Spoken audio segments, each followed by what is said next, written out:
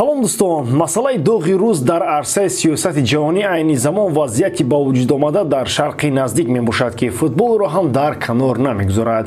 Муҳаммад Салоҳ яке аз бозингарони номдортарини мусалмон ба ҳисоб меравад. Аён аст ки ба гапи чунин футболбоз гӯш меандозанд. Ӯ дар ин масъала то дирӯз оромиро интихоб карда буд. Барои ҳамин дар сомонаҳои гуногуни иҷтимоӣ хэштегҳои зиёде пайдо шуданд ки Салоҳро ба амал кардан даъват менамуд. Ниҳоятан Салоҳ андешаҳои худро нисбати ин вазъият чунин баён кард. Футболбози мисрӣ дар бораи Фаластин чӣ гуфт? Аз видеои имрӯзаи мо маълумот пайдо карда метавонед. лайки қиматбоҳои худро гузоред, мо бошем сар мекунем. Дӯстон, футболи бошгоҳӣ бармегардад ва моро бозиҳо дар топ 5 чемпионатҳо интизор аст. Челси дар майдони худ Арсеналро пешвоз мегирад. Серхио Рамос бар зидди собиқ дастаи худ Реал Мадрид бозӣ мекунад. Оё ҳиматгари испанӣ метавонад ба собиқ дастаи худ гол занад? Тамошои рақобатҳоро бо 1x боз ҳам ҷолибтар гардонед. Дар он ҷо регистратсияи осон, пур кардани маблағ аз тамоми гӯшаву канори дунё, вале аз ҳам муҳим, бонус то ҳаҷми $100 дар аввалин пардохт бо промокоди AMG 0777 ссилкаи бозӣ дар комментарияи ин видео. Муҳаммад Салоҳ дар мавриди қатли оми мардуми мазлуми Фаластин мавқеи худро баён кард ки ба таври зайл аст. дар чунин ҳолатҳо сухани баҷоро пайдо кардан хеле мушкил аст. Айни замон ваҳшонияти шадид рафта истодааст. ҳамаи инро рӯзаи охир мушоҳида кардан хеле мушкил аст. ҳар як нафар ҳаёташ муқаддас аст ва ҳаёти одамон бояд ҳимоя карда шавад. ҳамаи ин бояд ба нуқтаи ниҳоӣ расад. оилаҳо пора пора шуда истодаанд. он чизе ки маълуму аён аст он мебошад ки кӯмаки башардӯстона бояд ба газа ҳарчи зудтар расонида шавад. он ҷо мардум дар шароити бадтарин қарор доранд. он воқеоте ки дирӯз дар беморхона рух додан даҳшат буданд.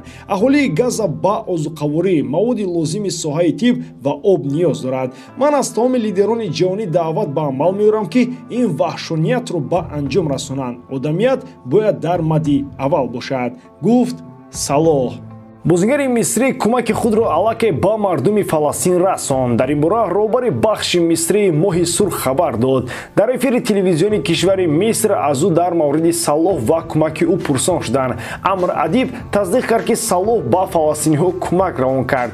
дар мавриди хомӯшии Салоҳ дар ин масъала ки дароз тӯл кашид, фикрҳо зиёд буданд. баъзеҳо бар он ақидаанд ки Салоҳ бо дар назардошти он ки дар Англия бозӣ мекунад, наметавонист рӯ шуд Фаластинро дастгирӣ кунад. аллакай чанд бозингар бо тарафдорӣ аз бародарони худ ба мушкилиҳои ҷиддӣ дар карьераашон рӯбарӯ шуданд. Ливерпул ҳам метавонад мавқеи Салоҳро барои мавқеаш нисбати ин масъала танг намояд ва ба ӯ фишор орад.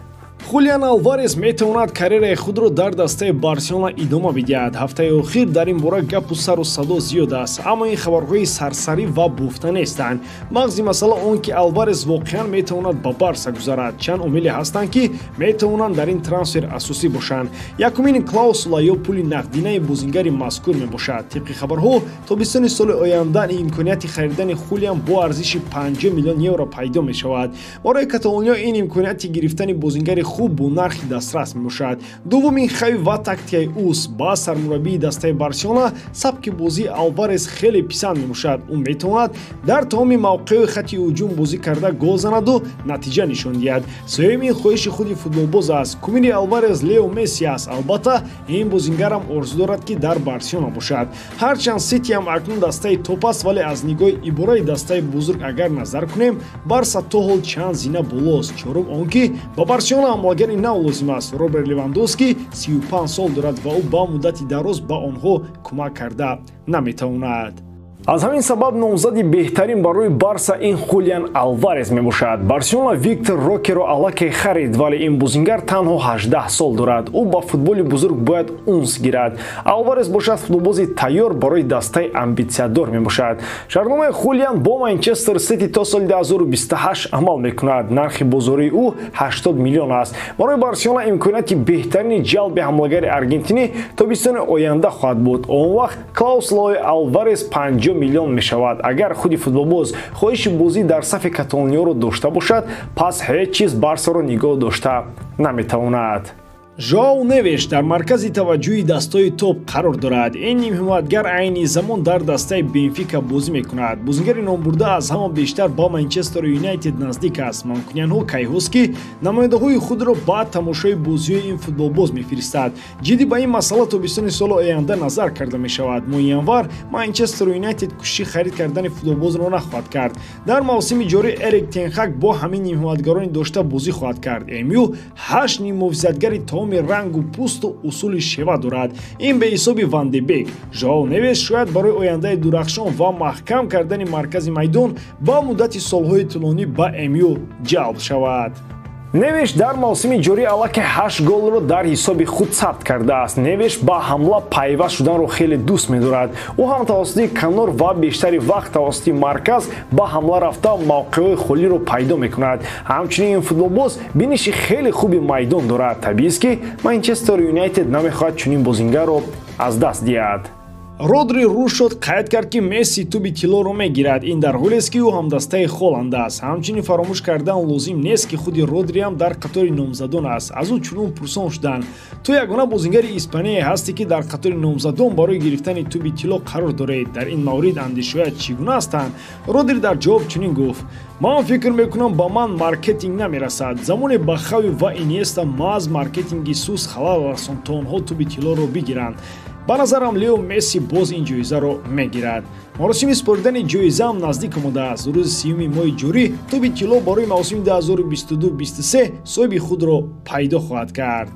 طبق خبرهای آخر مسی را аллакай огоҳ карданд ки ӯ ҷоизадори туби тилло аст ва ба маросим омода бошад. баъзеҳо ба ин андешаҳо розӣ нестанд ва ишора мекунанд ки ҳамаи ин хабарҳо дурӯғ ҳастанд.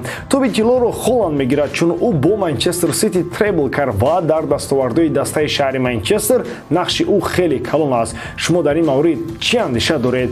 ба ҷоизаи туби тиллои имсол ки арзандатар аст? дар комментария фикру ақидаи худро асоснок карда нависед. ин барои мо خیلی مهم است. با همین تمام باریدارم که ایجادکاری من با شما پسند میاد. لایک، کامنتاریا و در کانال ابناش رو از یاد نبرید. با شما مثل وقتا محمد گایروف خیر برادران در پناه الله.